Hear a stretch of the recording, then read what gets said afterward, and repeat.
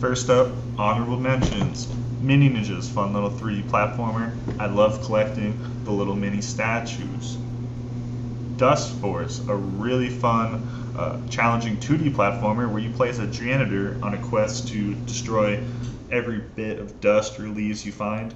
Would easily be a top 10 game if it only included just a little bit more easy levels before they really tuned it up. Tower of Heaven, super cool little flash game I first played in high school and I've since got a lot of mileage out. Speedrunning it, my first ever speedrun game. Highly recommend it. Mario Strikers Charged, super sick game. Have a lot of great memories of trying to play online and just seeing how good people were and just having a blast.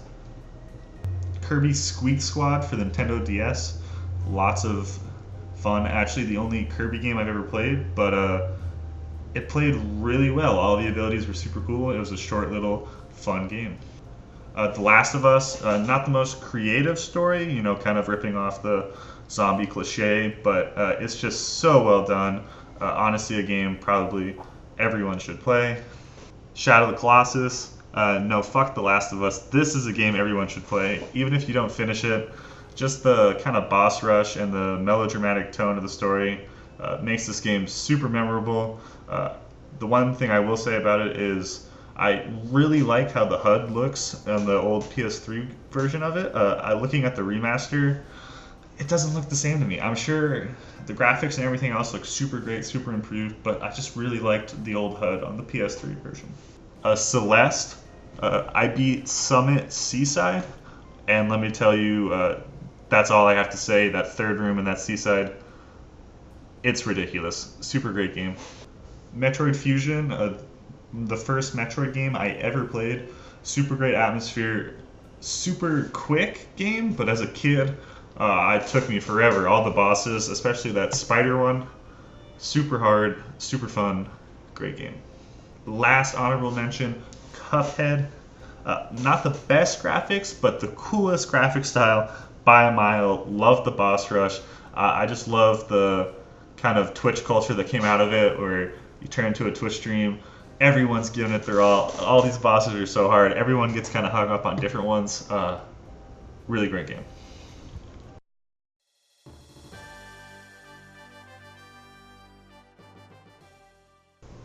Pokemon Mystery Dungeon are good ass games, and my favorite has to be Explorers of Time. This game took the fun formula of the first game and just went over the top with the story, making the game that much more compelling to help you push through these huge, large 100-floor dungeons. I love the mechanic that you get your starting Pokemon, or the Pokemon you play as, through a BuzzFeed kind of personality quiz. And even though this game just recycles the emotioning ending of the first game, after the story is all said and finished, I still cried. I haven't heard the best things about the newer titles on the 3DS, but this is definitely one franchise that deserves a shot on the Switch.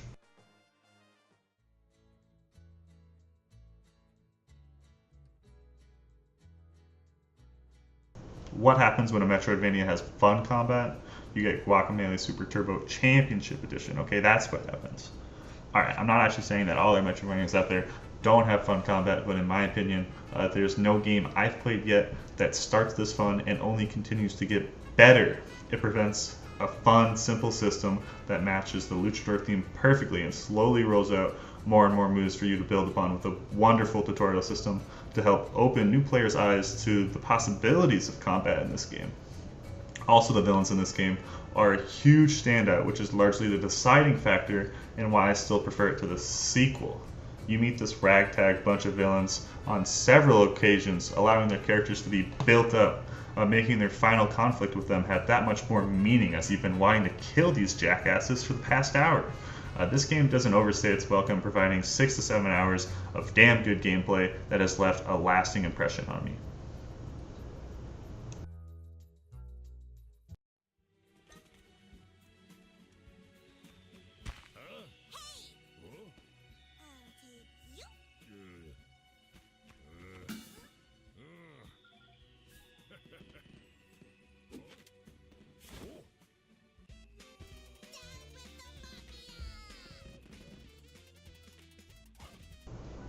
A Hat in Time starts itself with a very broad initial concept for a 3D platformer and uses this to pack its game with interesting levels from a hugely varied scope of environments and genres. This game was supposed to come out in 2013 and they didn't release it until 2017, but they actually spent that time just polishing this game to the max. The movement feels great, all the bosses are visual spectacles with these crazy big moves. The first DLC pack they released was kind of a hit or miss, but still provides some of the best content in the game with updated levels and boss fights. With a great mod community, there's endless content for this game, and with new DLC coming soon, I recommend this game to anyone with even the smallest interest in 3D platformers.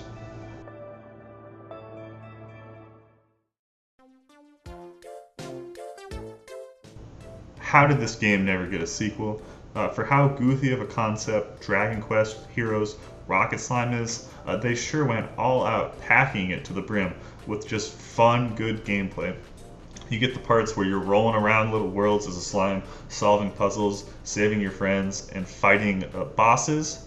And then you have these tank fights, which are really the highlights of the game, where you get to create a little team to help manage this tank where you shoot projectiles out at enemy tanks. You can even put yourself inside the cannon to launch yourself into the enemy tank, running kind of a stealth mission to just sabotage their operations, so you'll be able to hit them more with your projectiles. This game really went overlooked. Please, Nintendo, release it on the 3DS. Thank you.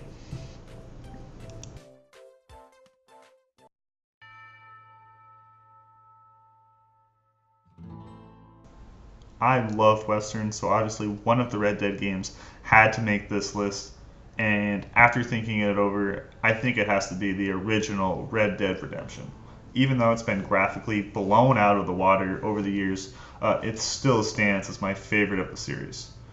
John Marston isn't nearly as likable as a protagonist when compared to Arthur Morgan, but everything else about the original Red Dead one just seems way more focused. It's a far more consistent game with cooler map locations and better side characters who have you out and about doing missions. They also somehow made a fun gambling side game, Liar's Dice, and I am extremely disappointed in whoever decided to remove it from the sequel.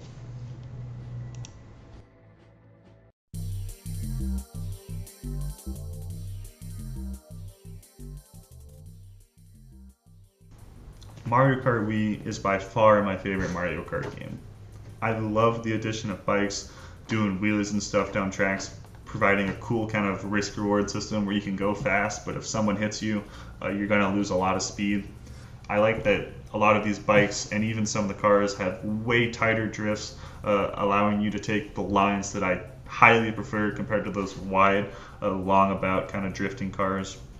I also think they just really knocked the track selection for this game completely out of the park with new tracks that instantly became classics like Coconut Mall or DK Summit, Maple Tree Way, and even the new rendition of Rainbow Road turned out to be really well done, I think. And they didn't mess around on the retro tracks either, bringing in only the good stuff like Ghost Valley. The one negative thing that I can think off the top of my head is that the item collection for this game, what you get out of the boxes, is probably a little too disruptive or a little too chaotic when playing like Wi-Fi matches and stuff.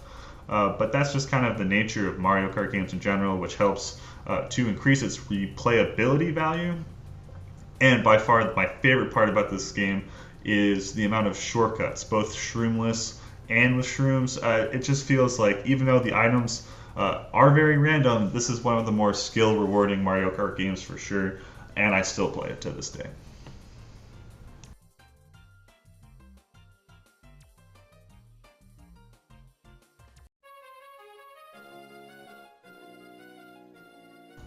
It's like Ruby, but better.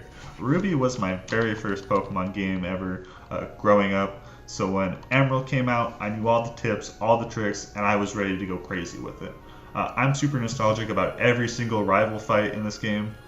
When you're not expecting May to show up and just seeing the screen freeze up as she starts sprinting at you when your Pokemon are kind of at like half health from some other trainer fights and you're not prepared, always felt exciting and had me kind of sweating. I really miss the art style of old Pokemon games with the pixel graphics, but I am hopeful that with the new Switch game coming out soon, we can finally kind of leave this 3DS weird kind of 3D graphic era, and the Pokemon magic will come back for me strong.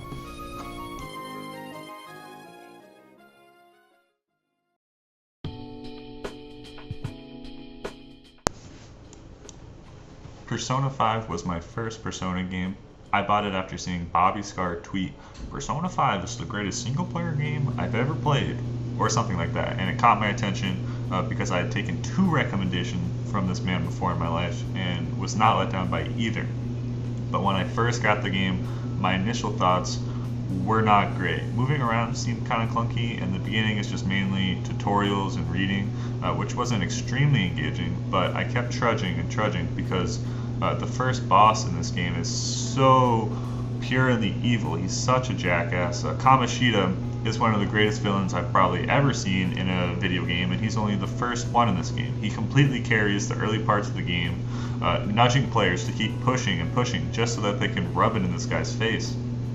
And after beating the first boss, the game rewards its players by opening up, although there still are 100 little things that I could mention that I do not like about this game, or just could be very easily improved, but I find that to just be the nature of when you're making or playing an 80 to 100 hour long game. Nothing about it can be perfect, but no other single player game since my childhood has really captured just that pure video game magic that I think Persona 5 has.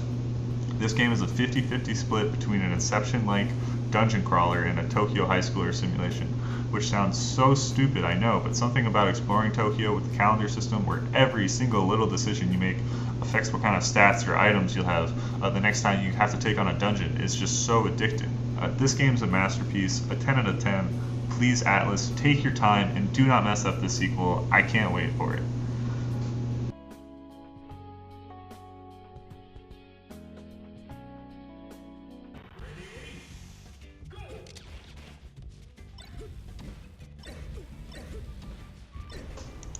Super Smash Bros. Melee is my favorite Smash game. No other fighting game is half as fun when you're just playing against the computers. The depth packed into this game, both intended and unintended, is insane. Every hitbox has a strong hit, a weak hit, and a reverse hit, which can all be applied in different situations depending on what you're looking for. The movement in this game is pretty much only limited by how fast your hands and brain can work in harmony with techniques like dash dancing, wave landing, shield dropping, and on.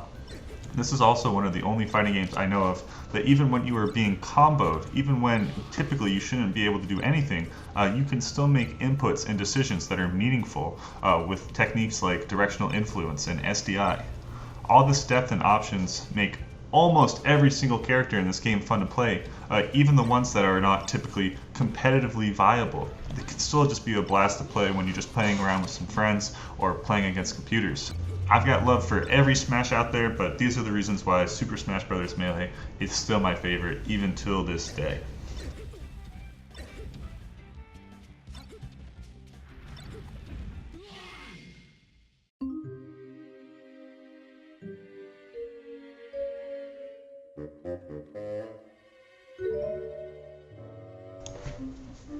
So if you're watching this video, you probably already know what my favorite game of all time is. It's Sly Cooper, and I'm kind of cheating the list here by picking the Sly Cooper collection, which, even though it has its problems, it does contain all 3 games from the original Sucker Punch trilogy. And I find that if I made a top 10 list with 3 spots going to one series, that would be pretty lame. Although I will order them from best to worst, in case you're curious. This game is like Robin Hood, James Bond, and Ocean's 11 all got mashed up in this animalified Animal Crossing-like world. All the movement abilities you unlock and use this game perfectly match the theme of being a thief. You'll be sneaking across tight ropes, climbing poles, running off rooftops, etc. This game's take on hub worlds is extremely well done, with each world being a small, self-contained kind of episode that contains both the starting points for the individual missions that you have to explore to find, as well as collectibles that if you completely find all the collectibles in one world, you can unlock a meaningful ability that can help you with the rest of the missions. This game also has a paraglider, and you know what happens when you give your game a paraglider? you win Game of the Year. That's what happens, okay? It was robbed back when it came out. I still play all these games probably about once a year. And the number one thing I want for the PS5 is for these games to be playable on it without streaming them off the stupid PS Now service. Thank you.